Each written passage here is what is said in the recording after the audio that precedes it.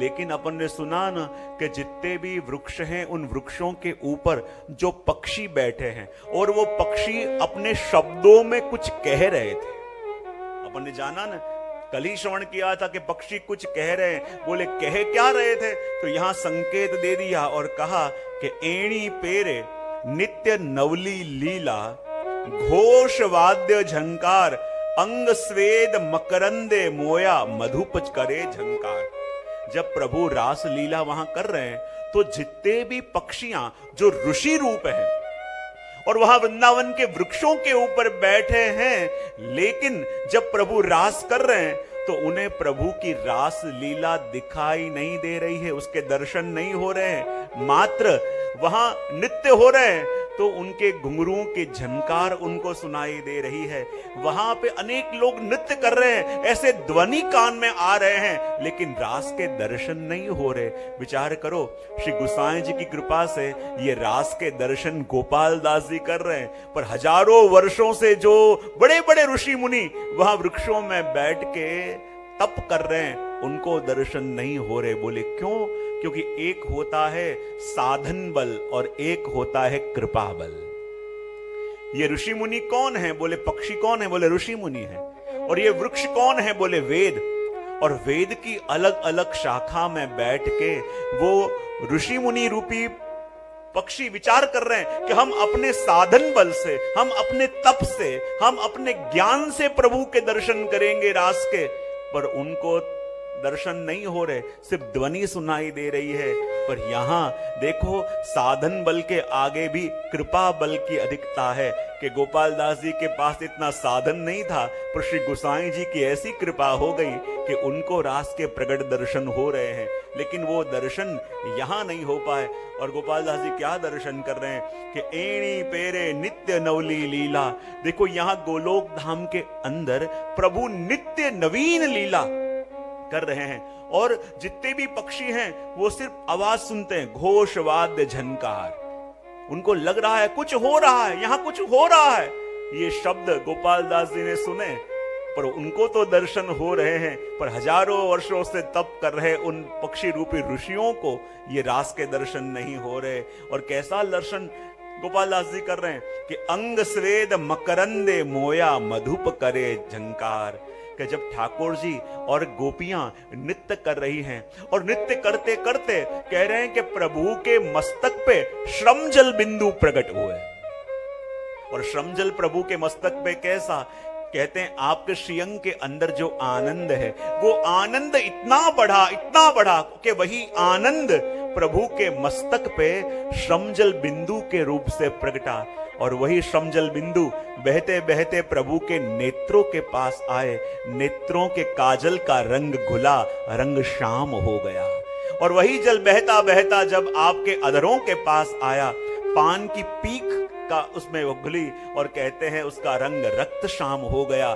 और सर्वांग से बहता बहता जब वो प्रभु के चरण के पास आया, विचार करो, नेत्रों के पास आया नेत्रामृत बना, अधरों के पास आया अधरामृत बना, और सर्वांग से बहते बहते चरण के पास आया चरणामृत बना। और वही जल बहते बहते जो गया, वही है श्री यमुना जी का आदि दैविक स्वरूप। श्रमजल रूपा अपन कहते हैं ना, वही श्री यमुना जी के आदि दैविक स्वरूप का प्रागट्य। उसने कह दिया अंग स्वेद मकरंदे मोया। और जब प्रभु के श्री मस्तक पे श्रमजल बिंदु प्रगटे तो कहते हैं प्रभु का मुख कैसा है? बोले कमल सरीखा। और उस कमल के ऊपर श्रमजल बिंदु आए तो ऐसे लग रहा है कि मानो कमल में मकरंद आया है। और जैसे ही कमल में मकरंद आता है और मकरंद की खुशबू ऐसी व्याप्त हो जाती है कि दूर दूर से भ्रमर उसका पान करने के लिए आ जाते हैं। और जब भ्रमरों ने आके देखा तो क्या देखा कि ऐसे हजारों कमल हमने देखे जो जल में खिले हैं, पर आज कैसा अलौकिक कमल के जो वन में खिला हुआ है। और प्रभु सुंदर रूप से चलते जा रहे हैं और ये भ्रमर आके प्रभु के उस मकरंद का पान करने के लिए लालायित हैं। और मधुप करे झंकार। और कहते नहीं, झंकार शब्द है बड़ा संकेतिक है। मधुप यानी भ्रमर के लिए कहा होता तो गुंजार कहते, पर यहां झंकार कहा। झंकार किसकी होती है? बोले पायल की झंकार होती है। तो इसके अंदर भी रास का गूढ़ संकेत दिया है। ये तो जब प्रभु कृपा करे तब समझ में आवे। पर 14 और 15 के अंदर अपन ने दर्शन किया, और आगे 16, 17 दोनों कड़ियों के अंदर अब गोपाल दास जी वर्णन कर रहे हैं कि अब प्रभु को जगत का सर्जन करने की इच्छा हुई तो उन्होंने जगत का सर्जन कैसे किया उसका वर्णन करते हुए कह रहे हैं, ब्रूभंगे सृष्टि निपनी अति सुंदर ब्रह्मांड,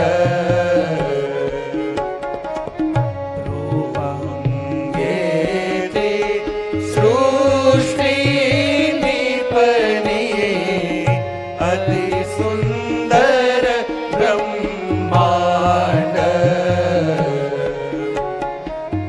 14 लोक नाना वैचित्रे भूमंडल नवखंड, 14 लोक नाना वैचित्रे भूमंडल नवखंड, परपोताने व्यक्ति करवा सृष्टि ने द्विधा प्रकार, परपोताने व्यक्ति करवा सृष्टि ते द्विधा प्रकार, देवी आसुरी बेउपजावे प्रभु मन करी विचार,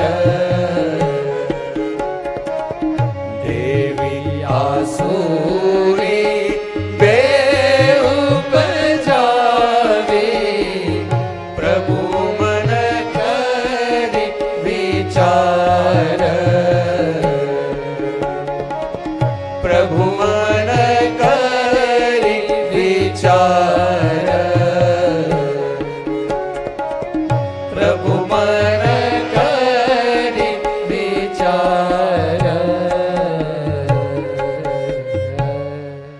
देखो, श्री गोपाल दास जी को श्री गोसाई जी ने दिव्य दृष्टि दी है, और दिव्य दृष्टि दे के जब ये पूछा था, कृपानाथ बताओ आपके प्रागट्य का मूल उद्देश्य क्या है, आपके प्रागट्य का कारण क्या है, और जब दिव्य दृष्टि दी तब आपने अक्षर ब्रह्म का दर्शन भी किया, पर ब्रह्म का दर्शन, उनके धाम का दर्शन भी किया, और अब ये सृष्टि का सर्जन कैसे हुआ ये गोपाल दास जी छोटे से 9 वर्ष के वर्णन कर रहे हैं, वेद वेदांतों की बात, और कह रहे हैं कि जब सृष्टि सर्जन करने का मनोरथ प्रभु का हुआ तो देखो, हमको छोटी सी वस्तु का निर्माण करना हो ना तो कितना कितना परिश्रम करना पड़ता है, लेकिन जब प्रभु जगत का सर्जन करते हैं तो कैसे, ब्रूभंगे थी सृष्टि निपनी। ब्रूभंग किसको कहते हैं, अपनी बरबर को ऊपर करके नीचे करो, इतने समय को, इतने यत्न को कहते हैं ब्रूभंग। और मात्र प्रभु ने अपनी बरबर को ऊपर करके नीचे किया और कहते हैं ब्रूभंगे थी सृष्टि निपनी अति सुंदर ब्रह्मांड, और 14 लोक नाना वैचित्रे भूमंडल नवखंड। मात्र अपनी ब्रवर को ऊपर किया, और मात्र प्रभु की ब्रवर के हलन चलन से ही कहते हैं ना कि नवखंड का सर्जन हो गया। 14 लोक, 7 लोक पाताल के, 7 लोक ऊपर स्वर्ग के, और ये 7 लोग नीचे, 7 ऊपर, नवखंड, इसका सर्जन हो गया। लेकिन देखो, गोपाल दास जी ने कहा अति सुंदर ब्रह्मांड, लेकिन ये पृथ्वी के लिए गोपाल दास जी ने अति सुंदर शब्द का उपयोग किया। बोले क्यों? चाहे कितने लोग ऊपर हों, कितने लोग नीचे हों, चाहे कितने खंड हों, लेकिन ये पृथ्वी की बराबरी कोई नहीं कर सकता, क्योंकि प्रभु भी प्रागट्य लेते हैं तो इस पृथ्वी में लेते हैं, और प्रभु की प्रगट सेवा का सुख भी यदि जीवों को मिलता है तो इस पृथ्वी में मिलता है। और इसीलिए प्रभु अति सुंदर कहा और कहा कि देखो सृष्टि का सर्जन भी कर दिया। और फिर प्रभु ने क्या कहा, पर पोतानी व्यक्ति करवा सृष्टि ते द्विधा प्रकार। और फिर प्रभु ने कहा ये अलग अलग लोक बना दिए, ये ब्रह्मांड बना दिया, ये पृथ्वी बना दी, अब इसमें रहने वाले लोगों का सर्जन भी करना पड़ेगा। तो रहने वाले लोगों को प्रागट्य कैसे करें? तो प्रभु ने क्या कहा कि देवी सृष्टि देवी आसुरी बे उपजावी प्रभु मन करी उपाय विचार। और भगवान ने दो प्रकार के लोगों को जगत में भेजा। कैसे? एक तो देवी और दूसरे आसुरी। अपन को लगे सिर्फ देवी देवी जीवों को भेज दिया होता तो कितनी शांति होती। प्रभु ने कहा कि यदि सभी मधुर मधुर मधुर लेते और जरा सा कड़वा नहीं लेते तो मधुरता का सुख नहीं मिलता। और कहते हैं ना प्रभु, ये देवी जीव कौन है जो श्री गोसाई जी के स्वरूप को जान पावे, और ये आसुरी कौन है, आसुरी जीव कौन है जो आपके स्वरूप को जान न पावे। ऐसे आसुरी जीव जो प्रभु से विमुख होने के लिए, प्रभु के भक्तों से दूर होने के लिए ही प्रभु ने उनको भेजा। बोले क्यों? न भेजा होता तो क्या हो जाता। लेकिन श्री गोसाई जी, यहां गोपाल दास जी भी कह रहे हैं कि देखो, यदि उत्तम जीव हैं, लेकिन वो उत्तम है पता कब चले, जब उनकी कंपेयर हम ऐसे लोगों से कर सकें, तब तो उत्तमता दिखे। यदि सभी लोग भगवत नाम ले रहे हैं, सभी लोग उत्तम कार्य कर रहे हैं, तो पता चलेगा नहीं। यदि अंधेरा नहीं होगा तो दिन की महत्ता जानोगे कैसे? यदि रात्रि नहीं हुई तो सूरज के प्रकाश को जानोगे कैसे? सूरज के प्रकाश और अंधेरा दोनों इस जगत में है, तो अंधेरा का परिचय कराने के लिए अंधेरा हमको नहीं दिया, हमें तो प्रकाश का महिमा समझाने के लिए अंधेरा दिया है। और वैसे ही आसुरी सृष्टि को भी जगत में भेजा है, इसलिए नहीं कि वो आराम से रहे, आनंद करे, इसलिए क्योंकि वो होंगे तो सत्पुरुषों की पहचान हो पाएगी, वो होंगे तो देवी सृष्टि की परिचय हो पाएगा। और ये दोनों प्रकार के जीव भेजे। और क्या कहा? प्रभु मन करी उपाय विचार। प्रभु ने मन में क्या विचार किया? क्योंकि जगत में आग मुझे भी प्रागट्य लेना है और सेवा मार्ग का प्रगटाना है, श्रीमद् भागवत जी के मूल अर्थों को प्रकट करना है, विरहात्मक भक्ति प्रकट करनी है, निज जनों को शरण में लेना है, पृथक शरण मार्ग का दर्शन मुझे कराना है। और ये विचार करके दोनों प्रकार की सृष्टि आपने सर्जाई। और उसके बाद कहते हैं कि दो स्त्री आपके श्रीअंग से प्रगटी, वो कौन है? उसका दर्शन अपन आगे की 18, 19 और 20 कड़ी में। भक्ति सुंदर माया दासी बेमूरत प्रगटावे, तेरा पहली नख शिख सुभगा, श्री हरि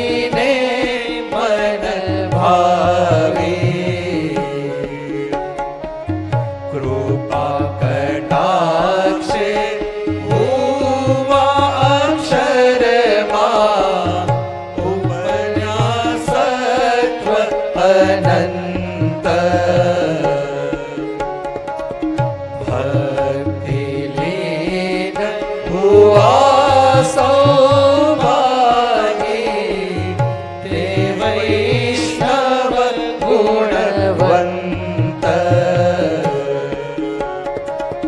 बीजी कटाक्ष जे जन उपन्या, माया माथया लीन, कर जन आसुर अन्य उपासक, भजन धर्मति हीन, भजन धर्मति हीन, भजन धर्मति हीन। अब देखो भगवान ने पूरे जगत का सर्जन कर दिया। जगत के अंदर दो प्रकार की सृष्टि, दो प्रकार के जीवों का भी सर्जन कर दिया। कौन कौन से? एक है देवी और एक है आसुरी। और फिर भगवान ने अपने श्रीअंग में से दो स्त्रियों को प्रकट किया और कहते हैं ये दो स्त्री कौन है? तो कहा भक्ति सुंदरी ने माया दासी। कहते हैं एक सुंदर स्त्री है और उसकी दूसरी स्त्री जो है उसकी सेवा कर रही है। तो कहते हैं कि ये सुंदर स्त्री कौन है? बोले भक्ति। और उसके संग बैठी है, संग खड़ी है, वो है दासी पर लगती है उसके जैसी। वो कौन है? तो कहते हैं माया। और ये दो ऐसे हैं कि एक का संग करो तो प्रभु के नजदीक जावे और दूसरे का संग हो जाए तो प्रभु से दूर जावे।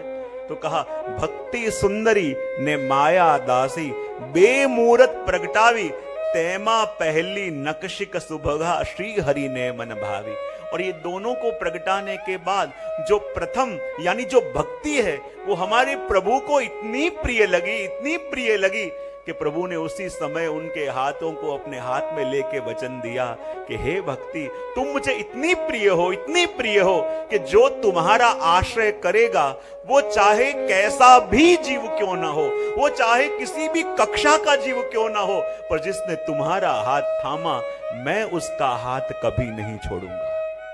और कहते हैं ना, तेमा पहली नक्शिक सुभगा, श्री हरि ने मन भावी। और प्रभु के मन भाई। लेकिन कहते हैं कि ये दो प्रकार के स्वरूप प्रकट हुए, एक है भक्ति और एक है माया। लेकिन किन्ने भक्ति का सहारा लिया और किन्ने माया का सहारा लिया? तो कहा कृपा कटाक्षे हुआ अक्षरमा, उपन्यास सत्व अनंत, भक्ति लीन हुआ सौभागी, ते वैष्णव गुणवंत। और कहते हैं जो पहली कटाक्ष यानी जो देवी जीव प्रगटे, देवी जीव प्रकट हुए, उन्होंने सहज रूप से भक्ति का सहारा लिया। अब देखो जो देवी जीव है ना, उसे भक्ति में जोड़ना नहीं पड़ता, उसे भक्ति की ओर अग्रसर नहीं करना पड़ता। जो देवी तत्व लेके आया है उसे लाख कैद के अंदर बंद कर दो, वो प्रभु से जुड़े बिना रह नहीं सकता। उसे चाहे कहीं पे भी भेज दो, उसे प्रभु की भक्ति से दूर नहीं कर सकते।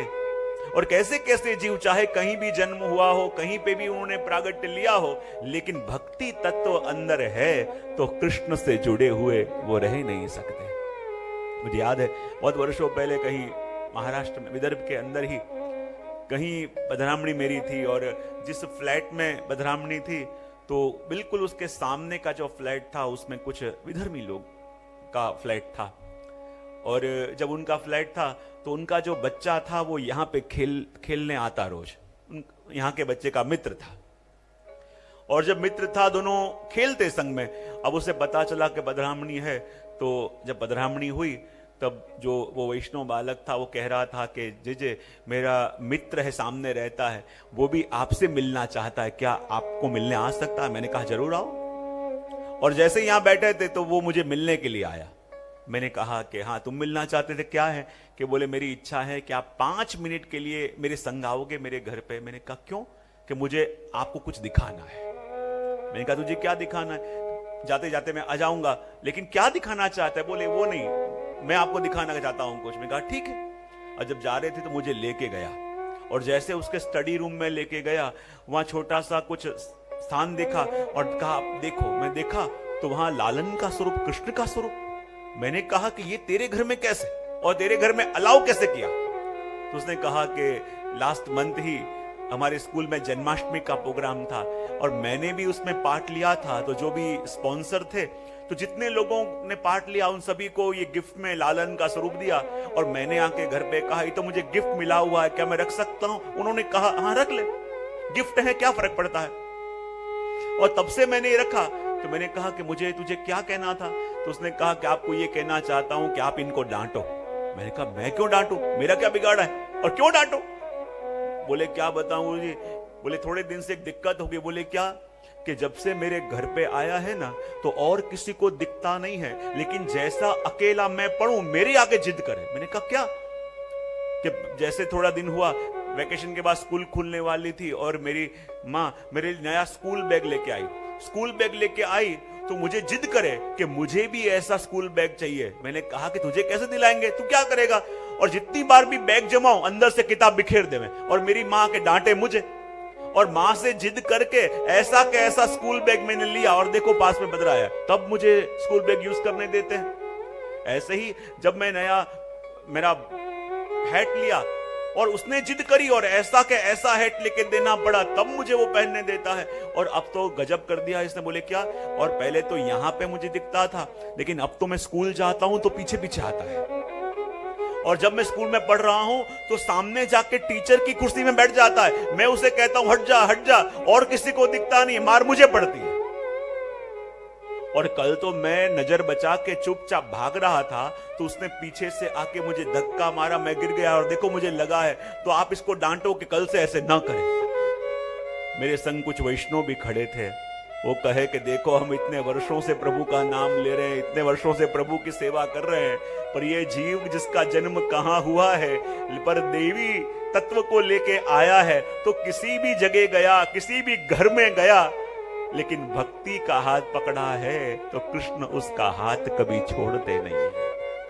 अपनों का मन बदल के, आसपास के वातावरण को बदल के भी प्रभु उस पर कृपा करते हैं। मुझे याद है कि कौन जीव कहां कहां से, जब दक्षिण भारत के अंदर एक बार गए थे और जब ब्रह्म संबंध लेने के लिए कुछ वैष्णव आए थे, और जब ब्रह्म संबंध देने से पहले मैं समझा रहा था कि ब्रह्म संबंध क्या है, तो एक वहां बहन भी खड़े थे, लेकिन उनके हाव भाव देख के मुझे लग रहा था कि शायद वो समझे नहीं है। उनको संग लेके आए जो बहन थे, मैंने कहा कि इनको ख्याल आया मैंने क्या कहा, तब कहा कि जय ये हिंदी के गुजराती के कुछ समझते नहीं है। मैंने कहा क्यों, कि बोले जन्म से क्रिश्चियन है। मैंने कहा कि तो फिर यहाँ कैसे, कि बोले कि पाप क्या बतावें जय, जब छोटे थे तब से इनको कृष्ण के स्वरूप में इतनी प्रीति कि जैसे ही कृष्ण का दर्शन करें और चौधार उनकी आंखों से आंसू आ जाए। मैंने कहा कैसे, कि पता नहीं कहीं घर से बाहर निकल रहे होंगे और कहीं उन्होंने रेडियो में मधुराष्टकम सुना, और जब मधुराष्टकम सुना और वो स्वरूप का श्रवण करके इतना बेचैन हो गए कि किसका वर्णन है, ये किसका वर्णन हो रहा है, चाहे मेरे समझ में नहीं आ रहा, पर जिसका वर्णन हो रहा है उससे मेरा कोई तो संबंध है। और जब पूछा कि ये तो कृष्ण का है, तो किसी से कहा, पड़ोसी से, मुझे कृष्ण का चित्र दिखाओ।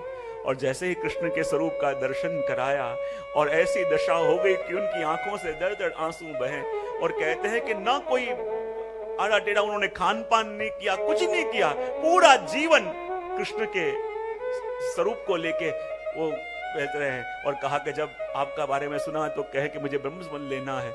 और जब 8-10 लोग थे उस समय ब्रह्म संबंध लेने के लिए, और मुझे ध्यान में है कि जब ब्रह्म संबंध मंत्र बुला रहे थे तो कुछ लोग ऐसे थे जो परंपरा से वैष्णव थे, लेकिन वो बोलने में अशुद्धि कर रहे थे।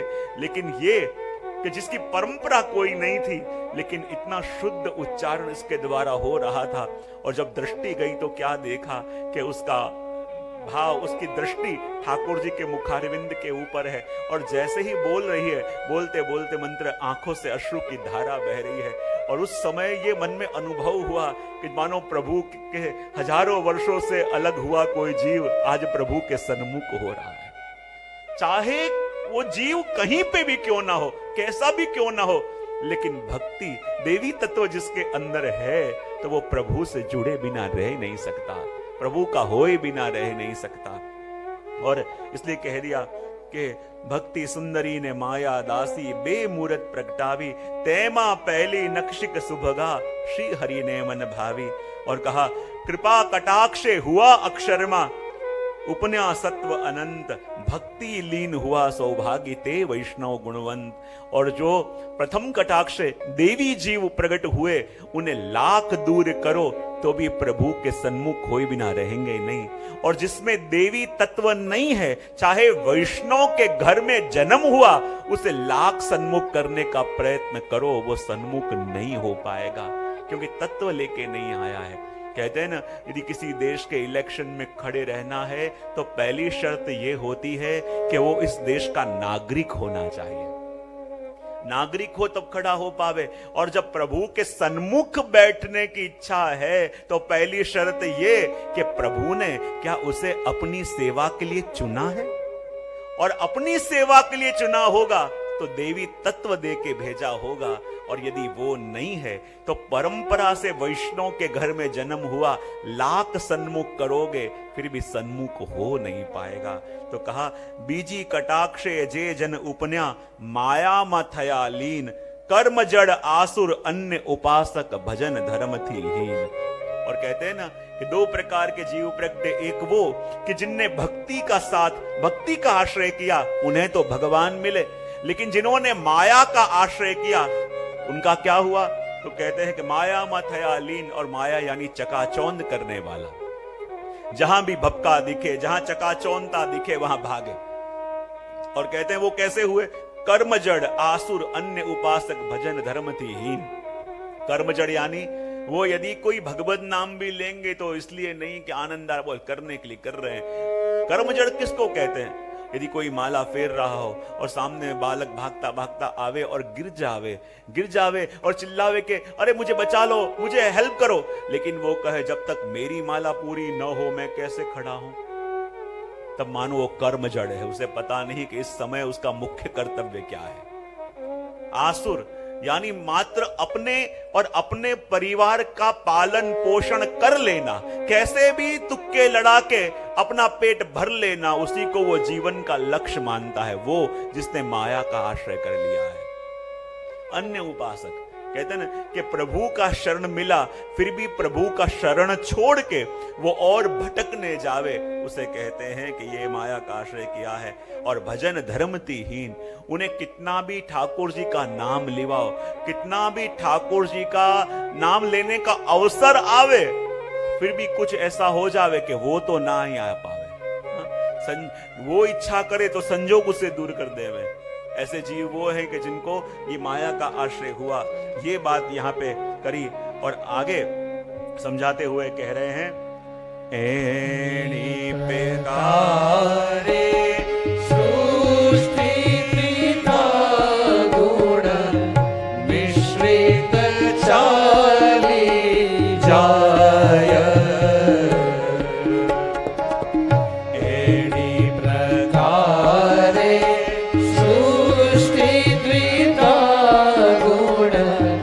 मिश्रित चाली जाय,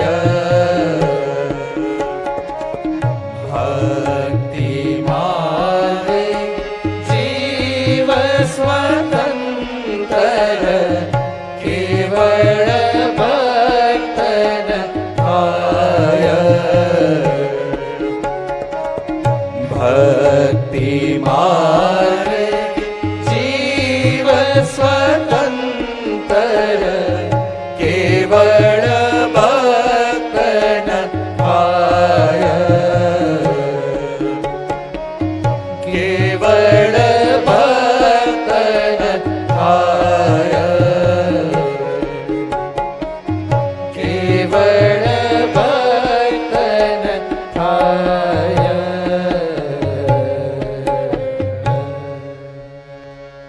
21 की कड़ी के अंदर यहां गोपाल दास जी कह रहे हैं कि एणी प्रकार यानी इस प्रकार से सृष्टि द्विधा यानी आसुर और देवी, ये दोनों सृष्टि मिश्रित चाली जाए। देखो एक एरिया में देवी जीवों को रखा कि एक एरिया में आसुरी जीवों को रखा, ऐसा यहां मापदंड नहीं है। यहां गुण मिश्रित, यहां तो एक ही घर के अंदर एक ही स्थान पे ये दोनों प्रकार के जीव संग संग रह रहे हैं और दोनों एक दूसरे को सतत प्रयत्न कर रहे हैं कि अपने रंग में उसको रंग दूं। दोनों सतत प्रयत्न कर रहे हैं कि अपने रंग में मैं उसको रंग दूं, पर दिक्कत क्या होती है कि जीव का स्वभाव है। स्वभाव क्या है कि यदि कोई आपको अच्छी बात कहेगा तो उस पर जल्दी भरोसा नहीं आता, लेकिन गलत या झूठ कहेगा उस पर तुरंत भरोसा आ जाता है। यदि कोई आपसे कहे कि आप बड़े ज्ञानी हो, आप बहुत समझदार हो, आप बहुत मेहनती हो, अपन को लगे मेरी मजाक कर रहा है। यदि कहे बहुत गुस्से वाले हो तो तुरंत मान जाते हैं, हाँ सही कहा होगा, आपका स्वभाव बिगड़ गया, हाँ तुरंत मान जाते हैं। तो अपना स्वभाव क्या है कि सत्य वस्तु में हमेशा संशय और गलत कहें उसका स्वीकार, और ये क्यों? क्योंकि दोनों सृष्टि जो है मिलजुल के रहती है, और मिलजुल के रहती है तो किसके संग में रहेंगे? चुंबक के संग बहुत टाइम तक लोहा रहा हो ना, तो उस लोहे के अंदर भी चुंबक के गुण आने लगते हैं। अब चुंबक तत्व ज्यादा किस में है? देवी में कि आसुरी में? इस कलिकाल में कौन एक दूसरे को ज्यादा खींच सकता है, अपन जानते हैं। तो क्या कहा? एनी प्रकारे सृष्टि द्विधा गुण मिश्रित चाली जाय, पर भक्ति मार्गी जीव स्वतंत्र केवल भक्त न थाय। पर कहा कि देखो ये भक्ति मार्गी जीव क्या है, कैसा है? बोले स्वतंत्र। और स्वतंत्र यानी क्या? बोले वो केवल भक्त न थाय। केवल भक्त से एक अर्थ आचार्यों ने कहा है कि केवल मुक्ति का अधिकारी नहीं होता, पर केवल भक्त न था यानी क्या? ये एक अर्थ में देखने जाए तो भक्तों की महत्ता का वर्णन करा, और क्या कि केवल भक्त ना था। जो भक्ति मार्गी जीव है वो तो स्वयं भगवान का भी आराध्य हो जाता है। और भगवान का आराध्य यानी क्या? भक्त वो है कि जो भगवान के पीछे पीछे जाए, लेकिन एक घड़ी ऐसी आ जावे कि भक्त विरह कातर करुणामय डोलत पाछे पाछे। एक अवस्था ऐसी आ जावे कि एक दिन ये था कि जीव भगवान के बिना नहीं रह सकता था, और अब एक दशा ऐसी हो गई कि उस जीव को देखे बिना अब प्रभु से न तो रहा जाता है और न ही सहा जाता है। तब मान लो वो जीव स्वतंत्र हो गया, क्योंकि अब वो केवल भक्त नहीं रहा, वो तो भगवान का भी आराध्य हो गया है कि भगवान उसके दर्शन को लालायित है। और इसलिए तो ऐसे जीवों के लिए अपने वहां शब्द है तादृशी। तादृशी यानी क्या? ता यानी प्रभु, और प्रभु जैसे गुण जिसमें आ गए उसको कहते हैं तादृशी। प्रभु जैसा सामर्थ्य जिसमें आ जाए उसको कहते हैं तादृशी। अभी तक प्रभु को प्रसन्न करने के लिए जीव प्रयत्न करे और सोचे कि ऐसा मैं क्या करूं कि मेरे प्रभु प्रसन्न हो जाए, मैं ऐसा क्या करूं कि मेरे प्रभु को सुख मिले। पर एक समय ऐसा आ जावे कि प्रभु प्रयत्न करे कि मैं ऐसा क्या करूं कि मेरे जीवों को सुख मिले। इसलिए तो एक बार ठाकुर जी और स्वामी जी दोनों सूरदास जी के पास आए, और सूरदास जी को आके कहने लगे, सूरदास आज हमारे मन में एक मनोरथ जागा है। बोले क्या? बोले रोज जैसी जैसी लीला हम करते हैं वैसे वैसे पद आप गाते हो, जो जो लीला हम करें वैसे पदों का गान आप करते हो, पर आज हमारे मन में मनोरथ है कि रोज तो जैसी लीला हम करें वैसे पद आप गाओ, पर आज मनोरथ यह है कि जैसे जैसे पद आप गाओगे वैसी वैसी लीला हम करें। ये हमारे मन में मनोरथ है। तब मानो वो जीव स्वतंत्र हो गया कि भक्ति मार्गे जीव स्वतंत्र केवल भक्त न था। वो भक्त न रहा, वो तो तादृशी हो गया। और इसलिए ये बात यहाँ 21वीं कड़ी के अंदर कही, और आगे 22वीं और 23वीं कड़ी दोनों के अंदर दर्शन कराते हुए कह रहे हैं, श्रीपुर सोत में बड़ी विचार्यो, हवे प्रकार सो कहिए, मारी सेवा अनेक रस निरूपवा तनु धरिए, भक्त जीवना भाग्य विस्तरिया, इच्छा हरि हरि सार,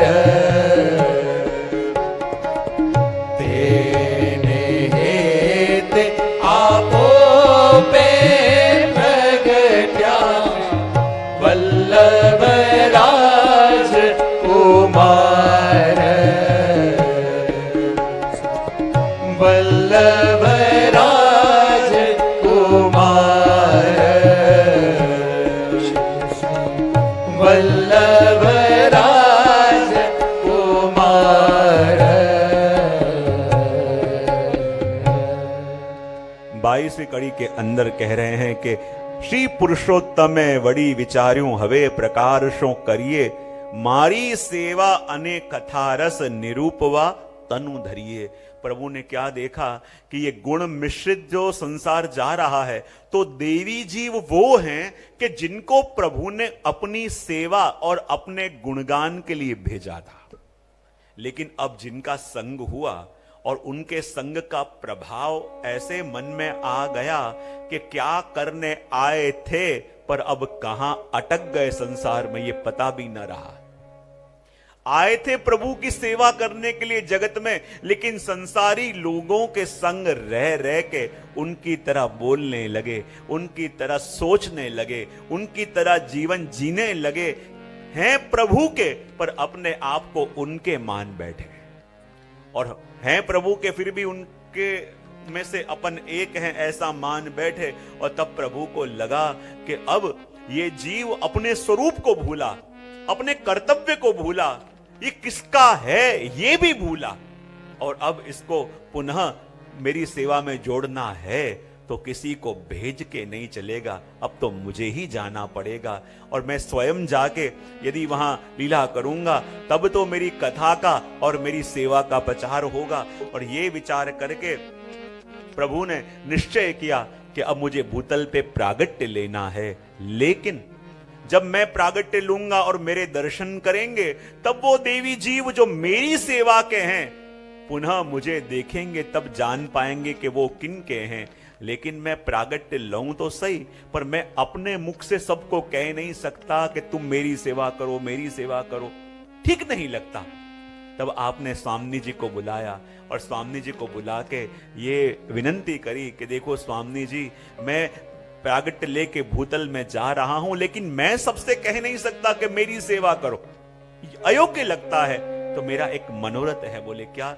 कि जब मैं श्रीनाथ जी के रूप से भूतल में प्रगटूं तो हे स्वामी जी, स्वयं आप श्री वल्लभ के रूप से भूतल में प्रगटो और जगत को सिखाओ कि मेरा सुख किसमें है, मेरी सेवा कैसे होती है, क्योंकि मेरा सुख किसमें है वो स्वामी जी के अलावा और कोई जान नहीं सकता। और ये विचार करके आपने भूतल में प्रागट्य लेने का विचार किया। और जब ये विचार मात्र गोपाल दास जी को सुनाई दिया, अनुभव हुआ, और मानो गोपाल दास जी तो उसी क्षण नाच उठे, कहने लगे कि भक्त जीवना भाग्य विस्तरिया, इच्छा करी हरि सार, तेने हेते आपो पे प्रगट्या श्री वल्लभ राजकुमार। और अब जो प्रागट्य का कारण श्री गोसाई जी का ढूंढ रहे थे वो कारण मानो गोपाल दास जी को मिला कि अब मैं जाना कि श्री गोसाई जी प्रभु चरण क्यों प्रगटे हैं। गोलोक धाम में प्रभु इतने आनंद में विराज रहे थे, पर यहाँ भूतल पे रहे जीवों के ऊपर आपको करुणा जागी कि मेरा हो के कहां भटक रहा है, मेरा हो के कहां अटका हुआ है। और उन जीवों को वापस अपनी सेवा में लेने के लिए, उन अपने से बिछड़े जीवों को वापस अपने परिकर में जोड़ने के लिए मेरे श्री गोसाई जी प्रभु चरण भूतल में प्रगटने वाले हैं कि तेने हेते आपो पे प्रगट्या श्री वल्लभ राजकुमार। श्री गोसाई जी के चंद्रावली जी रूप हैं, और चंद्रावली जी यानी स्वामी जी के मुखारविंद रूप। और आप भूतल में प्रगटे। ये बात 23वें कड़ी में कह के आगे 24वीं कड़ी में एक अद्भुत अनुभव अपन को गोपाल दास जी करा रहे हैं और कह रहे हैं, पूर्ण ब्रह्म श्री लक्ष्मण सुत प्रभु सुतम श्री विठ्ठल नाथ,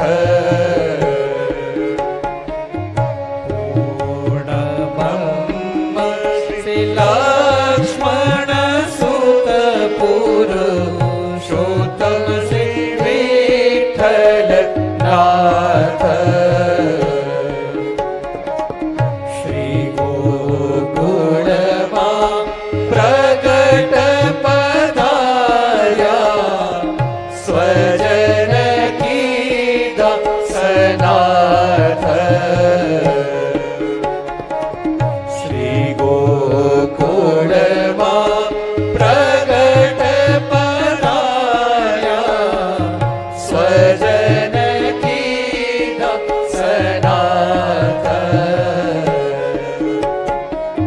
स्वजन की दक्षनाथ,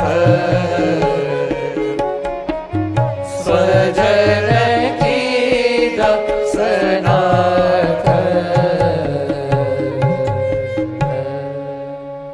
इस 24वीं कड़ी के अंदर गोपाल दास जी अद्भुत बात कर रहे हैं और कह रहे हैं, पूर्ण ब्रह्म श्री लक्ष्मण सुत पुरुषोत्तम श्री विठ्ठल नाथ, श्री गोकुल मां प्रगट पधार्या स्वजन कीधा सनाथ। श्री गोसाई जी प्रभु चरण अभी पुरुषोत्तम रूप, श्री महाप्रभु जी भी परब्रह्म रूप। तो किसी ने प्रश्न किया कि एक ही समय में दोनों विद्यमान हैं, और एक ही समय में दोनों विद्यमान हैं तो श्री वल्लभ भी पुरुषोत्तम रूप, श्री गोसाई जी भी पुरुषोत्तम रूप, ये दो स्वरूप कैसे हो सकते हैं?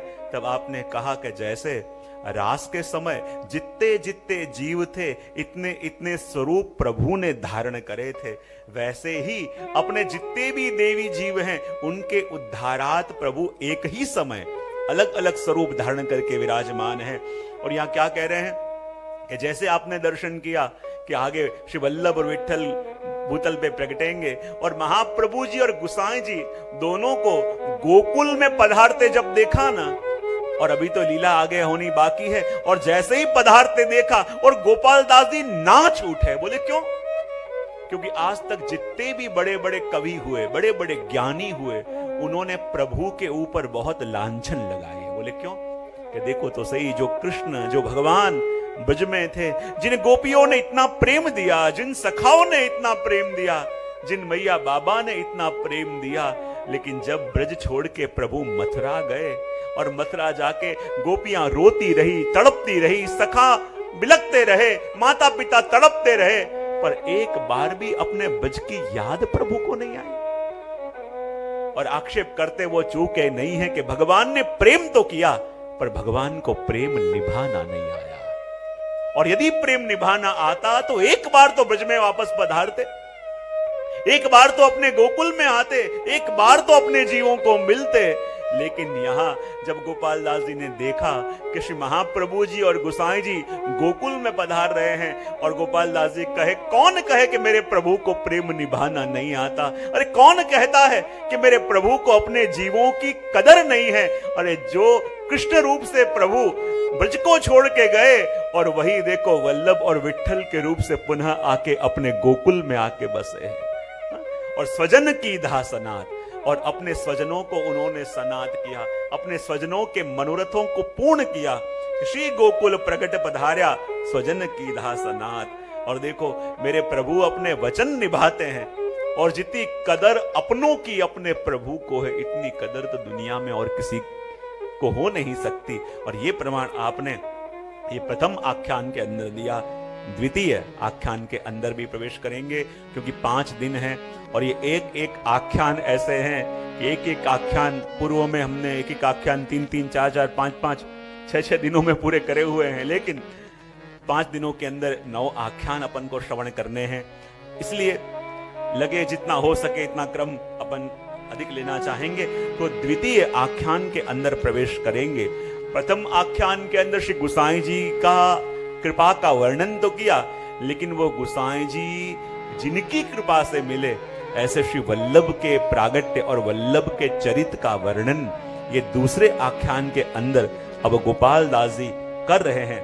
और गोपाल दास जी कर रहे हैं, श्री वल्लभ कैसे हैं उनका वर्णन करते गोपाल दास जी कह रहे हैं। तो अपन संग दूसरे आख्यान में प्रवेश करेंगे कि जिसमें गोपाल दास जी ने कहा, लक्ष्मण सुत श्री वल्लभ राय जी, स्मरण करता दुष्कृत जाय जी, कलि जन तरवा नहीं अबर उपाय जी, यज्ञ पुरुष हरिना श्रुति गुण गाय जी। यहां दूसरे आख्यान के अंदर श्री वल्लभ के स्वरूप का वर्णन करते हुए गोपाल दास जी कह रहे हैं कि श्री लक्ष्मण सुत श्री वल्लभ राय जी। हमारे श्री गोसाई जी कैसे हैं, महाप्रभु जी कैसे हैं? बोले लक्ष्मण भट्ट जी के सुत हैं, और कहा लक्ष्य और मन जहां एक प्रभु में हो तब श्री वल्लभ अपन को प्राप्त हो, इसलिए कह दिया लक्ष्मण सुत श्री वल्लभ राय जी। और वो श्री महाप्रभु जी कैसे हैं? तो कहा स्मरण करता दुष्कृत जाय जिनका स्मरण करो, और स्मरण करने मात्र से ही जीव के सारे दुष्कृत चले जाते हैं। जैसे यमुना जी का स्वभाव है ना, वैसे ही अपने श्री वल्लभ का भी स्वभाव है। यमुना जी का स्वभाव कैसा है कि जो जीव श्री यमुना जी का नाम ले तो यमुना जी के मुख से उस जीव का नाम निकलने लगता है। तो वैसे ही जो जीव श्री वल्लभ का स्मरण करे तो श्री वल्लभ उस जीव का सहज में स्मरण करने लगते हैं। और देखो, जाने अनजाने में जब भी अपने मुख से श्री वल्लभ का नाम निकलता है ना, तब तब श्री वल्लभ अपना स्मरण जरूर करते हैं। और कई बार अपन को लगे कि हम तो हमारे गुरु को, हमारे वल्लभ को याद कर रहे हैं, पर आज श्री वल्लभ ने हमें याद किया, इसका पता कैसे चले? तब मैं हमेशा कहता हूं कि 24 घंटे लौकिक कार्यों में रत रहने वाला अपना मन, 24 घंटे लौकिक प्रवृत्ति में रत अपना मन, और उस मन के अंदर यदि भगवत सेवा या सत्संग में जाने की इच्छा हो जाए तो मानो आज मेरे वल्लभ ने मुझे याद किया है। अन्यथा ये मन के अंदर ये विचार आ नहीं सकता। अनेक प्रलोभनों को छोड़ के जब श्री वल्लभ के सानिध्य में जाने का अवसर मिले तब मानो श्री वल्लभ ने याद किया है। और जितना याद अपन उनको करते हैं उतनी ही याद उनके मन में भी अपनी आती है। चलते चलते कहीं लौकिक कार्य के लिए जा रहे हो और अनायास सामने कोई वैष्णव मिल जाए तो मानो श्री वल्लभ ने याद किया है। कोई लौकिक कार्य के लिए कहीं गए और भगवत चर्चा कोई छेड़ दे तो मानो श्री वल्लभ ने याद किया है। उसने कह दिया, स्मरण करता दुष्कृत जाए जी।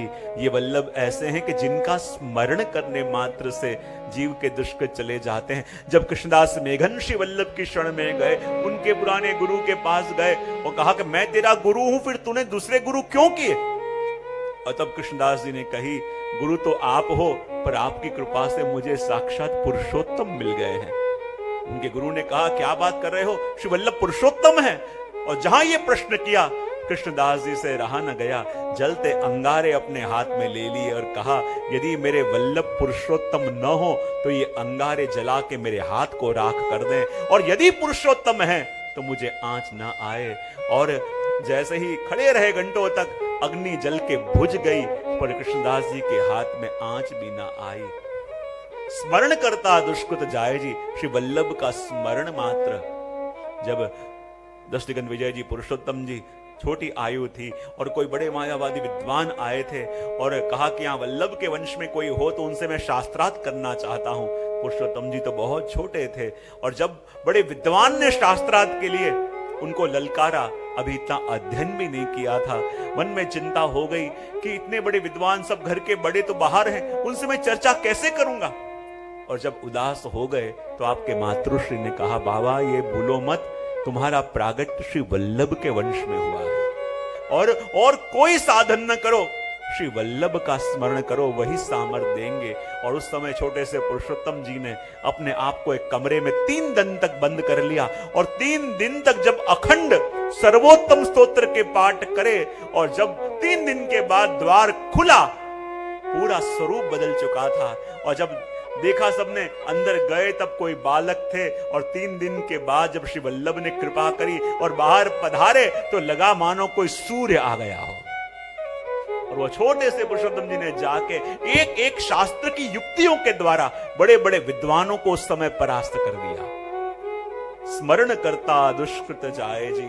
और इसलिए तो कह दिया कि ये वल्लभ कैसे हैं, कली जन तरवा नहीं अवर उपाय